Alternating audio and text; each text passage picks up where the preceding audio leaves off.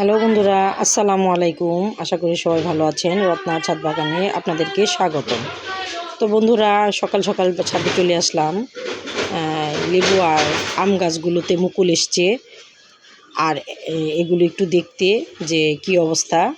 আর যে গাছটায় আমার লেবু গাছটায় আমার ভরপুর বোল এসছে, মানে ফুল এসছে, সেটাতেও একটু দেখলাম যে এই যে ছোটো ছোটো ডালগুলোতে আঠালো জাতীয় ফাঙ্গাল পড়েছে। ফাঙ্গালগুলো হাতে ধরে দেখি একটু আঠা আঠা ভাব। আমি স্প্রে বোতলে পানি নিয়ে ভালো করে প্রেশার দিয়ে আমি স্প্রিডে পানি দিয়ে এগুলি প্লেন পানি, সাদা পানি দিয়ে পানি দিয়ে আমি সুন্দর করে আঠালো ভাবগুলো ধুয়ে দিচ্ছি, পরিষ্কার করে ধুয়ে দিব। এগুলো আমি এটা 2 থেকে 3 বার করব দিনে, প্রতিদিন 2-3 দিন করব। তারপরে একটা ঘরোয়া কীটনাশক বানাবো, সেটা হলো হলুদ মরিচের গুঁড়ো এবং রসুনের পেস্ট দিয়ে কুসুম গরম পানি এটা ছেঁকে নিয়ে আমি দিনে 2 বারও দিতে পারি।